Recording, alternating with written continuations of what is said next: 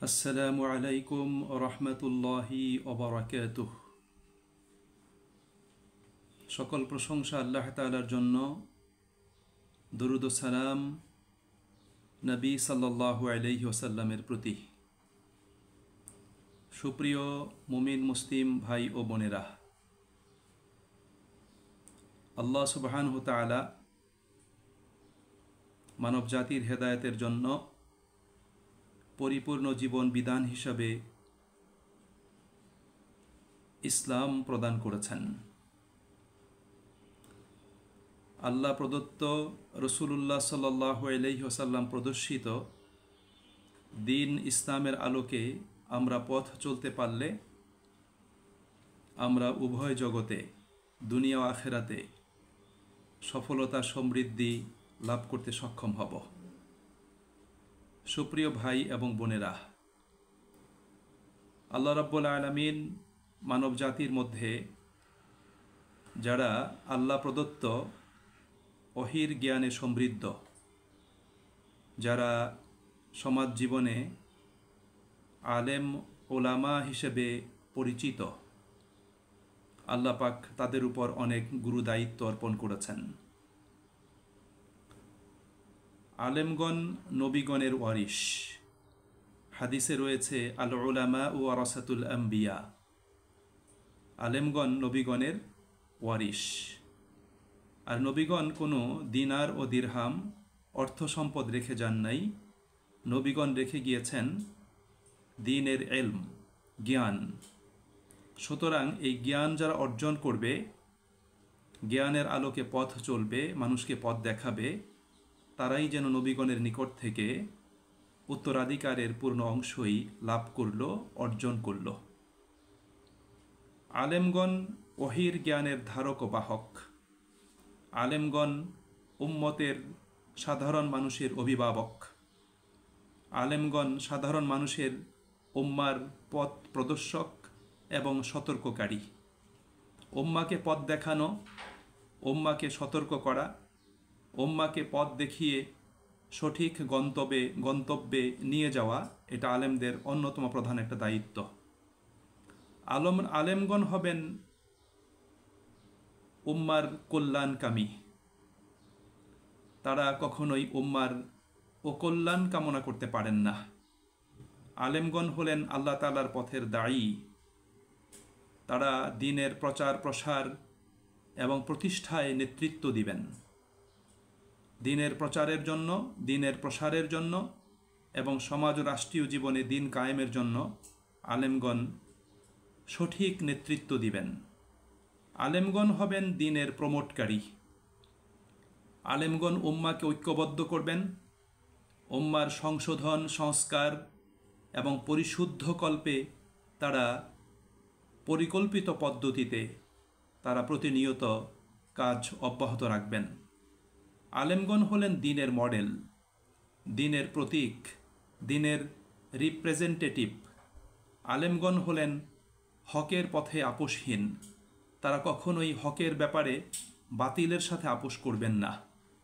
আলেমগণের ব্যাপারে আল্লাহ রাব্বুল আলামিনের এই কথাটি প্রযোজ্য। আল্লাহ বলেছেন, রুহামাউ বাইনাহুম আশিদ্দাউ আলাল কুফফারি রুহামাউ বাইনাহুম। আলেমগণ হবেন কুফুরির ব্যাপারে তারা অত্যন্ত কঠোর, অর্থাৎ কুফুরির সাথে, শিরকের সাথে, নেফাকির সাথে, বেদাতের সাথে আলেমগণ কখনোই আপোষ করবেন না। কিন্তু নিজেদের মধ্যে তারা হবেন অত্যন্ত সহমর্মী এবং ভ্রাতৃত্ব ভালোবাসার প্রতীক। নিজেদের মাঝখানে এই ভ্রাতৃত্ব ভালোবাসা তারা বজায় রাখবেন।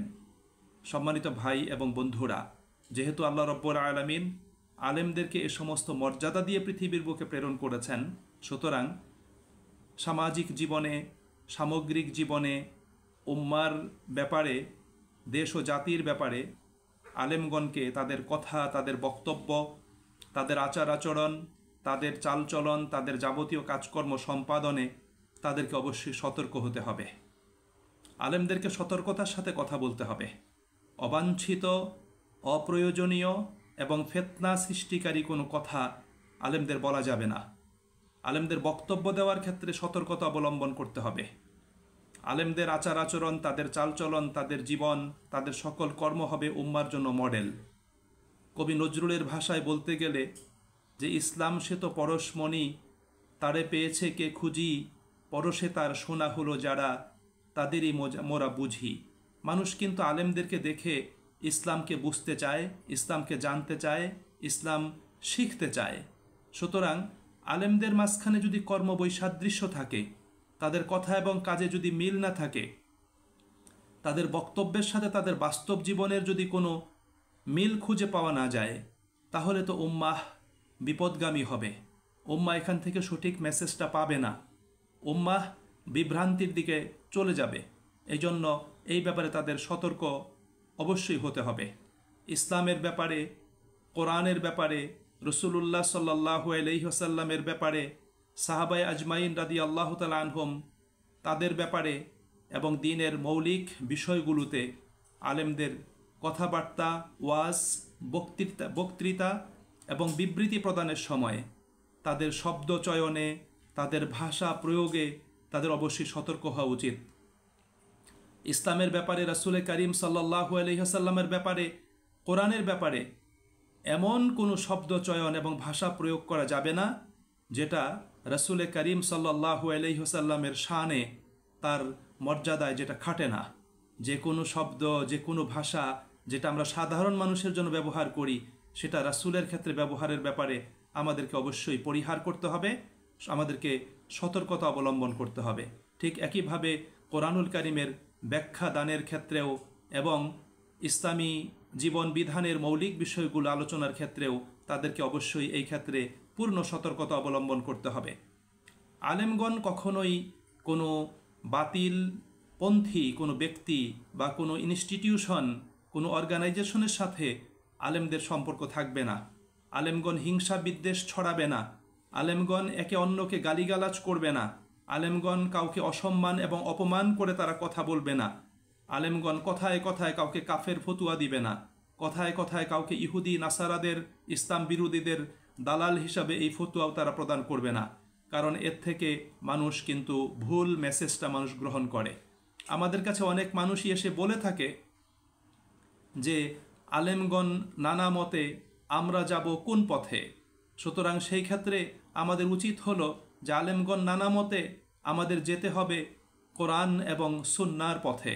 আল্লাহ রাব্বুল আলামিন এ কথাটি কিন্তু তিনি আমাদেরকে বলে দিয়েছেন। সূরা নিসার 59 নম্বর আয়াত আল্লাহ তাআলা বলেছেন যে ফাইন তানাজাতুম ফি শাইইন ফারুদ্দুহু ইলাল্লাহি ওয়ার রাসূল ইন কুনতুম তুমিনুনা বিল্লাহি ওয়াল ইয়াউমিল আখির যালিকা খায়রু ওয়া আহসানু তা'ওয়িলা। আল্লাহ বলছেন, কোনো বিষয়ে তোমাদের মাঝে যদি মতভেদ, মতবৈষম্য দেখা দেয়, তখন তোমরা আনুগত্যটা আল্লাহ এবং তার রাসূলের দিকে ফিরিয়ে দাও। অর্থাৎ সেই মতভেদ, মতবৈষম্যে, নানা মত, নানা পথের সময় তোমরা বিভিন্ন মত এবং পথের দিকে অগ্রসর না হয়ে আল্লাহ এবং তার রাসূলের দিকে অগ্রসর হও। যদি তোমরা আল্লাহর প্রতি এবং আখিরাত দিবসের প্রতি ঈমান এনে থাকো, এটাই তোমাদের জন্য কল্যাণকর এবং এর পরিণাম, এর পরিণতি খুবই উত্তম। সুপ্রিয় ভাই এবং বন্ধুরা, আমাদের প্রত্যেককে মনে রাখতে হবে যে আলেমগণের বিভ্রান্তি পুরো জাতিকে বিভ্রান্তির দিকে ঠেলে দেয়। ছোট্ট একটা গল্প শুনিয়ে আমি শেষ করছি, যেটা একটা কথিত আছে একটা গল্পে, যে ইমাম আবু হানিফা রাহিমাহুল্লাহ তিনি একদিন বৃষ্টি পরবর্তী সময়ে একটা পথ দিয়ে যাচ্ছিলেন। তিনি দেখলেন তার সামনে ছোট্ট একটা ছেলে মাটির হাঁড়িতে করে দুধ নিয়ে যাচ্ছে। ইমাম পিছন থেকে ছেলেটাকে সতর্ক করলেন। ছেলেটাকে বললেন, বালক, সতর্কতার সাথে পথ চলো, যদি তুমি হোঁচট খেয়ে পড়ে যাও তাহলে তোমার কিন্তু এই মাটির পাত্র ভেঙে গিয়ে সমস্ত দুধ কিন্তু পড়ে যাবে। আর ছেলেটা প্রতি উত্তরে ইমামকে বলেছিল যে ইমাম, আমি পড়ে গেলে আমার হাঁড়ি ভেঙে যাবে, আমার দুধ এটা মাটিতে পড়ে যাবে, কিন্তু ইমাম তুমি সতর্কতার সাথে পথ চলো, তুমি যদি পড়ে যাও, তোমার যদি পদস্খলন ঘটে, তাহলে পুরো উম্মাহ মাটির সাথে মিশে যাবে, পুরা উম্মাহ ক্ষতিগ্রস্ত হবে।